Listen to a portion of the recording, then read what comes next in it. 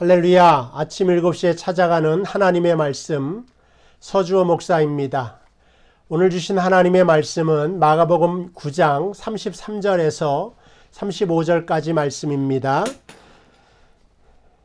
가버나움에 이르러 집에 계실새 제자들에게 물으시되 너희가 길에서 서로 토론한 것이 무엇이냐 하시되 그들이 잠잠하니 이는 길에서 서로 누가 크냐 하고 쟁론함이라. 예수께서 앉으사 12제자를 불러서 이르시되 누구든지 첫째가 되고자 하면 무사람의 끝이 되며 무사람을 섬기는 자가 되어야 하리라 하시고. 아멘. 예수님께서 오늘 가버나움에 들어가십니다. 가버나움의 뜻은 위로의 집이다 라고 하는 뜻을 가지고 있습니다. 아마 사람이 모이는 곳이고 그래서 돈도 모이는 곳이기 때문에 위로가 있는가 해서 꿈과 희망을 가지고 아마 사람들이 몰렸던 것 같습니다. 그런데 그 지역의 바리새인들은 율법으로 사람들을 모으고 복음을 거부하게 만들어서 사람들이 다 완악해집니다. 예수님께서 회개하지 않는 이곳에서 많은 기적을 일으키셨죠. 베드로 장로의 열병, 들것에 실려온 중풍병자를 치료하시고 또 백부장의 하인을 또 고쳐주십니다. 그렇지만 회개하지 않는 이곳에 멸망을 예언했는데 실제로 6세기경에 타락해서 사람이 더 이상 살지 않는 불모지로 변하게 됩니다. 오늘 33절에 그 가버나움에서 물으십니다. 너희가 길에서 서로 토론한 것이 무엇이냐? 사람들이 주로 이야기하는 토론의 주제를 보면 그 사람의 수준을 짐작할 수가 있습니다. 제자들이 길에서 집중해서 열띤 토론하는 것을 보고 가버나움의 집에 와서 주님께서 물으셨던 것입니다. 그때 34절에 보니까 잠잠하여 아무 말도 못합니다. 왜냐하면 그 토론한 주제를 예수님에게 말하지 못할 정도로 너무 쑥스럽고 부끄러운 내용이기 때문에 그렇습니다. 그 내용은 서로 토론하고 쟁론했는데 누가 크냐 하는 것입니다. 왜 누가 크냐를 사람들이 중하게 여겼을까요? 예수님께서 예루살렘 가서 왕이 되시면 메시아로서 다윗이 가졌던 이스라엘 나라를 회복하게 되면 자신들이 그곳에서 큰 대로 많은 권력을 가질 것이다 라고 하는 생각을 해서 그런 것입니다.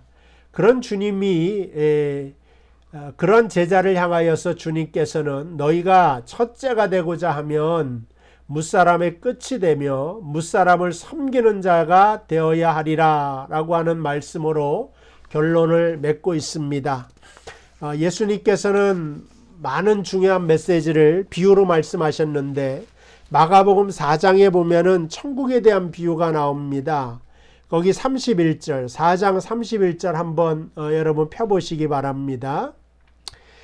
거기서 하나님의 나라를 어떻게 비교하며 또 무슨 비유로 나타낼까 하시면서 겨자씨 하늘 같으니 땅에 심길 때에는 땅 위의 모든 씨보다 작은 것이로되 심긴 후에는 자라서 모든 풀보다 커지며 큰 가지를 내나니 공중의 새들이 그 그늘에 깃들일 만큼 되느니라 말씀하고 있습니다.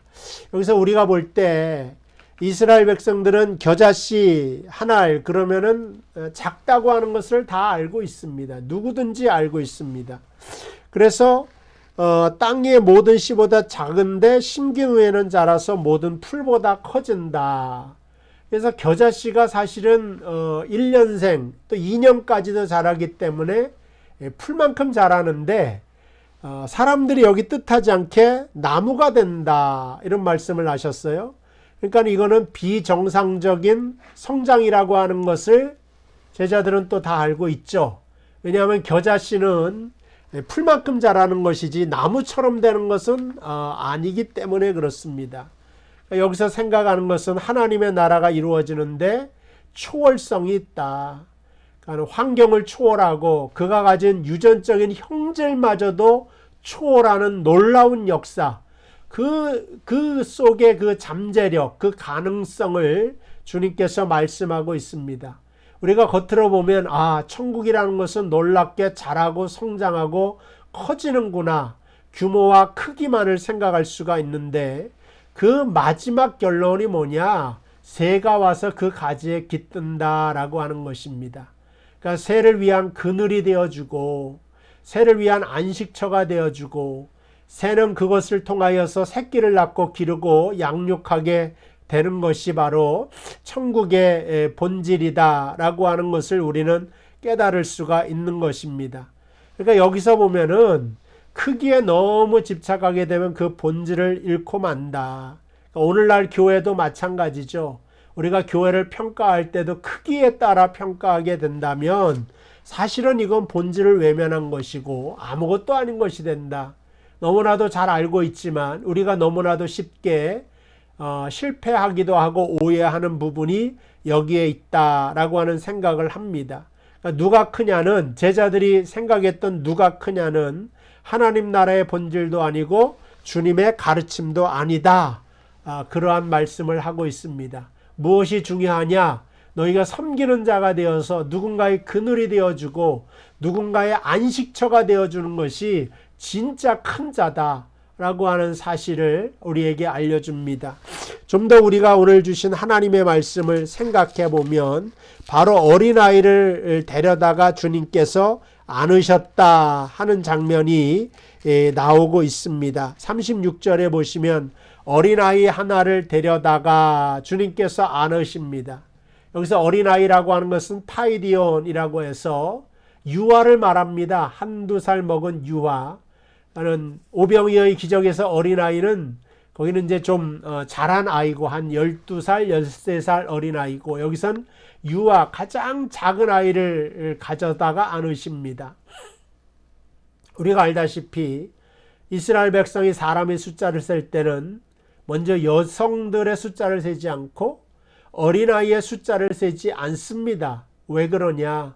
무익하다 이런 마음을 가지고 이제 작은 자다 보잘것이 없기 때문에 숫자에도 세아리지 않고 실제적으로 어린아이들의 인권을 이야기한 것은 몇십 년 되지 않습니다. 세계적으로. 그러니까 2000년 전에는 아마 이러한 무시가 더 심하지 않았었나 하는 생각이 듭니다.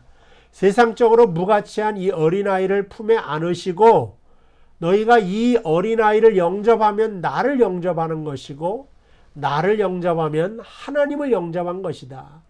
그래서 겨자씨와 같은 이 어린아이가 천국으로 되는 것처럼 그러니까 어린아이가 하나님을 영접하는 것이 되었다는 것입니다. 오늘 이것을 설명하면서 섬기는 자가 되고 큰 것만을 좋아하지 말라. 높아지는 것을 너무 추구하지 말라 하는 말씀을 하고 있습니다.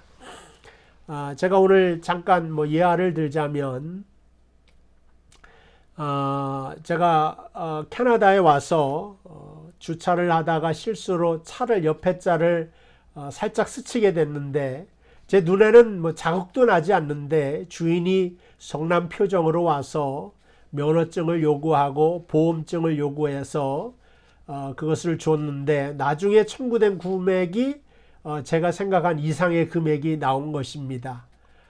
그래서 조금 기분이 상했던 적이 있는데 한국에서도 아마 그랬던 적이 있었던 것 같아요. 아우디 차가 주차되어 있는데 그 골목을 할머니가 니아까를 끌고 가고 뒤에서 손주가 밀다가 아마 힘들이 없으니까 니아까의 그 드라이빙을 잘 못해가지고 아마 차에 상처를 준 것 같습니다. 순간적으로 할머니가 사색이 되고 어떻게 할 줄을 모르는데 마침 옆에서 주인이 와가지고 할머니를 일으키면서 할머니 어디 다친 적 없으십니까? 병원에라도 가야 되지 않겠습니까? 제가 주차를 이 좁은 곳에 하는 바람에 할머니가 이 낭패를 당하게 됐습니다. 그런 말을 했다는 것입니다.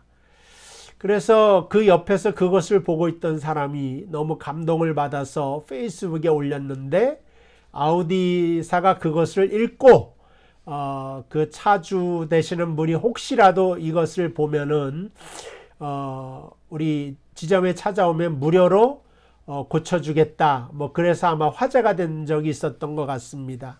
여러분 사람이 똑똑해가지고 공평하게 정의롭게 이거는 얼마 견적이니까 이만큼 보상하십시오. 할머니에게 요구하는 것은 똑똑한 거죠.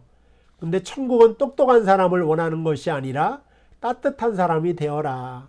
그러니까는 비싼 차를 타더라도 인격이, 품격이 이 정도는 돼야지 돼야 되지 않나 하는 생각이 듭니다. 이 정도 품격과 인격이면 뭐 좋은 차를 타도 욕은 먹을 것 같지 않다 하는 그런 생각이 들고요. 우리 성도들도 어딜 가서든지 똑똑한 사람이 되지 마시고 따뜻한 사람이 되었으면 좋겠다. 그 사람이 천국을 소유한 자고 그 사람 품에서 새들이 안식처를 얻고 새끼를 기를 수 있을 정도로 여러분이 또한 제가 우리 교회가 그러한 주님의 기쁨이 되는 그러한 사람이 되기를 주님의 이름으로 축복을 드립니다. 기도하겠습니다. 하나님 아버지 은혜와 사랑을 감사합니다. 오늘 주님께서는 천국에 대한 말씀을 하시면서 제자들에게 누가 크냐를 다투는 자에게 누가 크냐로 다투지 말고 누가 따뜻한 사람이 될 수 있는가를 생각해 보라고 말씀해 주신 줄로 믿습니다. 오늘도 우리가 각박한 세상 속에 살아가지만 우리 주변의 사람들에게 따뜻한 이웃이 되어줄 수 있는 따뜻한 가족이 되어줄 수 있고 그늘이 되어줄 수 있는 그러한 우리 사랑하는 명성교회 모든 성도들 될 수 있도록 인도하여 주시옵소서. 이 모든 것을 예수님의 이름으로 간절히 기도하옵나이다. 아멘. 예, 우리 사랑하는 성도 여러분 오늘도 승리하시길 바라고요. 내일 이 시간에 또 뵙도록 하겠습니다.